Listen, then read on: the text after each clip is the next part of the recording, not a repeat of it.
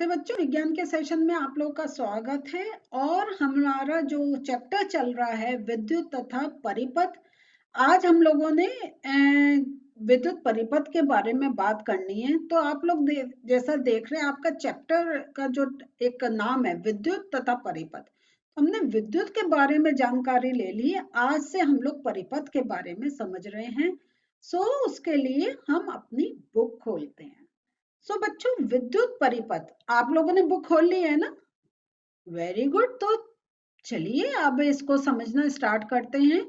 तो ये जो अभी हम लोगों ने इससे पहले वाले सेशन में जो क्रियाकलाप कर रहा था, उसमें हमने क्या कर रहा था कि विद्युत सेल के एक टर्मिनल को तार द्वारा बल्ब से होते हुए विद्युत सेल के दूसरे टर्मिनल से जोड़ा था।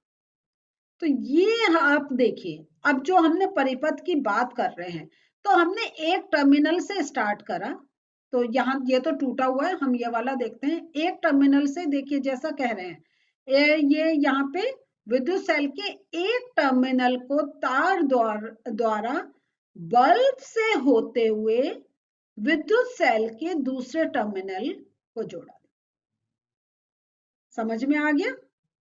फिर से हम बोलते हैं, तार द्वारा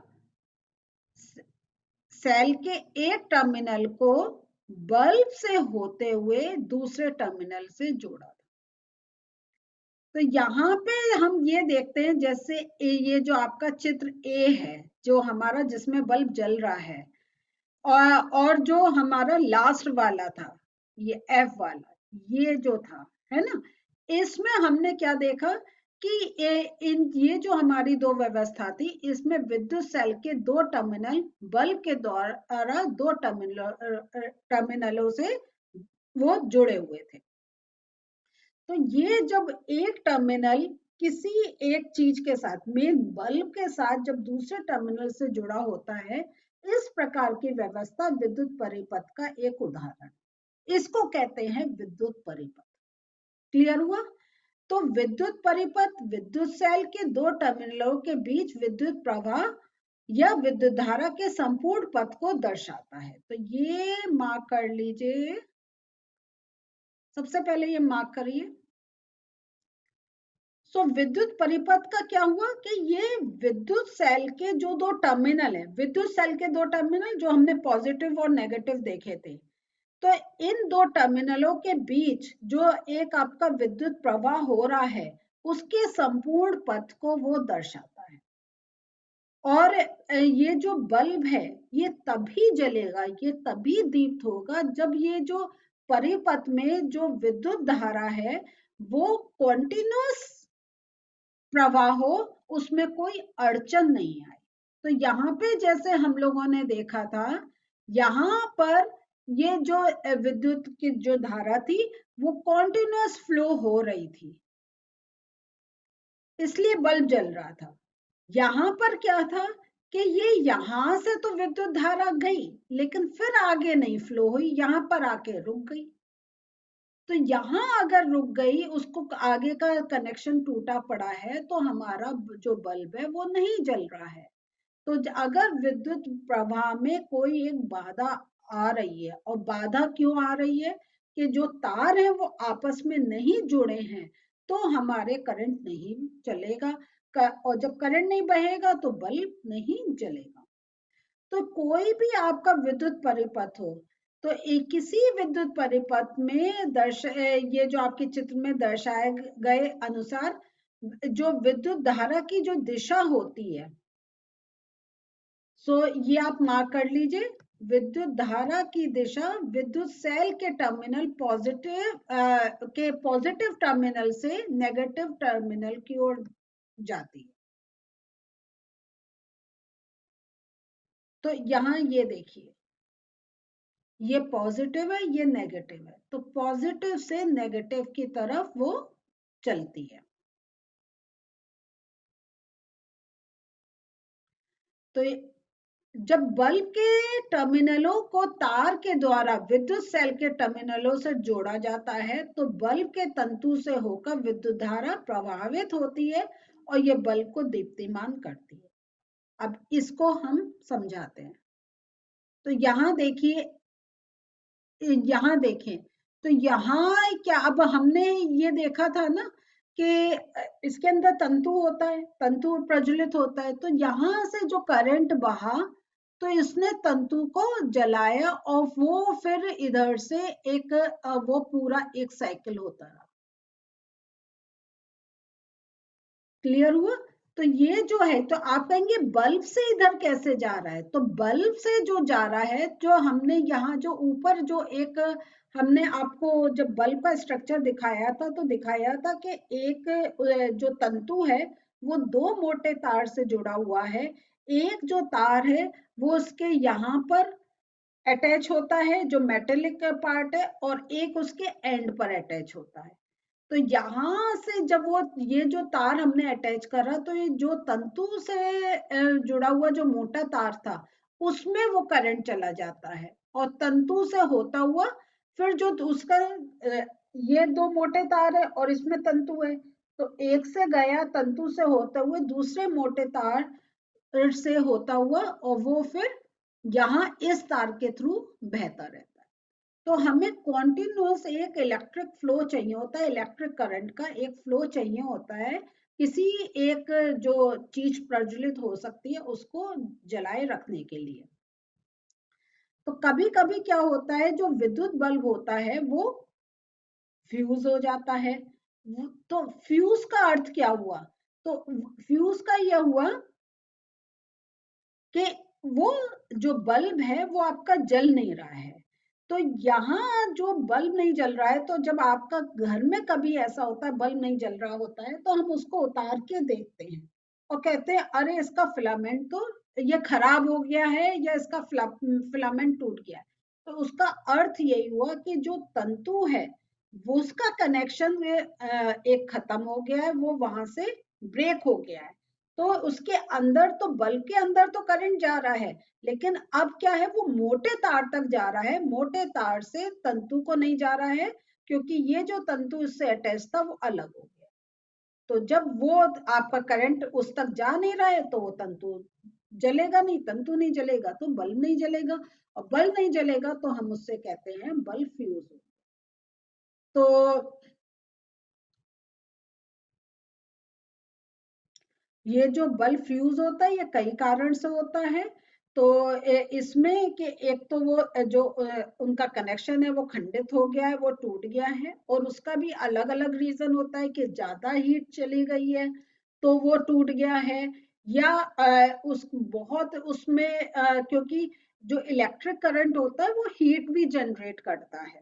तो जब बहुत टाइम हो जाता है वो धीरे धीरे वो हीट सहते सहते फिर वो एक टाइम आता है कि उसके वो जो हीट होती है वो उसको मेल्ट कर देती है और वो टूट जाता है। तो डिफरेंट रीजन होते हैं तंतु का अलग होना या टूटना। तो बल्ब का तंतु खंडित होने के कारण विद्युत सेल के टर्मिनलों के बीच विद्युत धारा का परिपथ भी टूट जाता है। इसलिए फ्यूज बल्ब के तंतु से विद्युत धारा वो एक फ्लो नहीं हो पाती है और वो दीप्तिमान नहीं हो पाता है। तो यहाँ हम देखते हैं, तो बच्चों यहाँ पे हम इसी कॉन्सेप्ट को लेते हुए ये एक अपने आप अपनी एक टॉर्च बना सकते हैं। वो टॉर्च हम कैसे बना सकते हैं? तो यहाँ पे जो एक टॉर्च में जो बल्ब यूज होता है उसको लेते हैं, और ये जो इसका जो एक एंड से, ठीक है, ये जो एक तार से अटैच करते हैं, और वो जो जो बल्ब से हमने तार निकाला वो हम ये जो आपका सेल है इसके एंड पे जोड़ देते हैं। ठीक है, तो यहाँ पे वो आपको यही बताया गया है कि इस चित्र में दर्शाए अनुसार तार के एक सिरे को बल्ब के धातु के ढांचे के चारों ओर लपेटिए और तार के दूसरे सिरे को रबर बैंड की सहायता से विद्युत सेल के ऋणात्मक टर्मिनल से जोड़ दीजिए। ठीक है, ये याद रखें आपको ऋणात्मक टर्मिनल से उसको जोड़ना है। अब जो आपका जो बल्ब के आधार की जो नोक है, बल्ब का जो नीचे का जो बेस है, तो और ये जो आपके बल्ब का जो एक बेस है, उसको जो आपका सेल का जो एक धनात्मक टर्मिनल है जिस पर कैप है, उस पर आप बल्ब को रखिए। तो आप क्या देखेंगे? बल्ब जलेगा। हाँ, बल्ब जलेगा, क्योंकि हमारा वो सर्किट कंप्लीट हो गया। तो हमने क्या करा, हमने जो था यहाँ जो एक उसके एंड से हमने बल्ब के एंड से हमने ये सॉरी, ये तो दूसरा अरेंजमेंट है, हम यहाँ ये वाला देख रहे हैं। ठीक है। सो यहाँ हमने क्या करा कि ये जो हमने करा और इसको हमने नेगेटिव उससे उसके जोड़ा, और जो उसका जो पॉजिटिव टर्मिनल है, ये जो पॉजिटिव टर्मिनल है, इसको वो इसको हमने ये जो बल्ब है, जब हमारा पूरा सेटिंग हो जाती है तो ये बल्ब को हम उसके पॉजिटिव टर्मिनल से जोड़ते हैं। तो हम जानते हैं कि पॉजिटिव टू नेगेटिव हमारा करंट फ्लो होता है।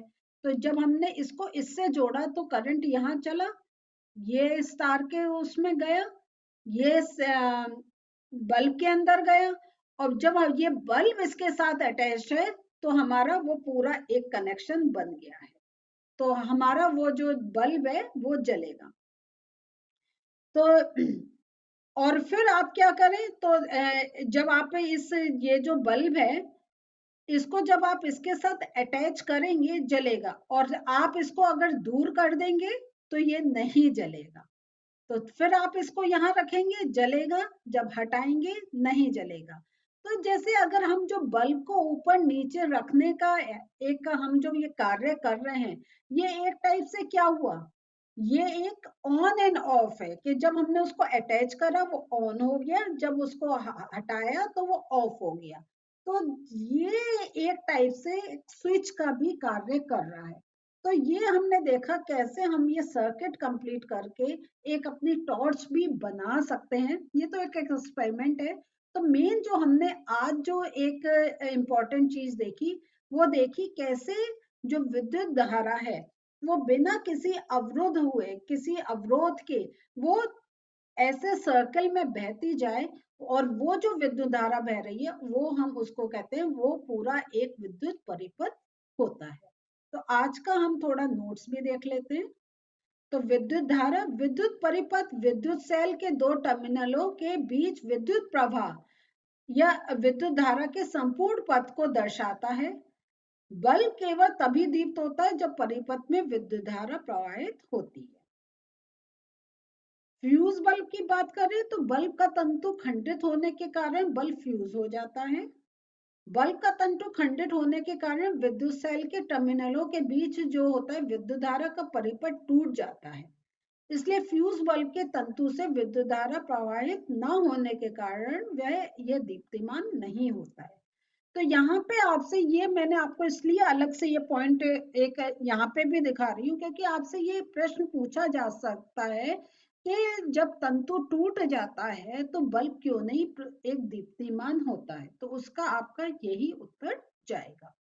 तो बच्चों, हम लोगों ने आज देखा कैसे विद्युत परिपथ जब एक कंप्लीट होता है तभी धारा प्रवाह होता है, और धारा प्रवाह होता है तभी जो बल्ब होता है वो दीप्तिमान होता है, मीन्स वो जलता है।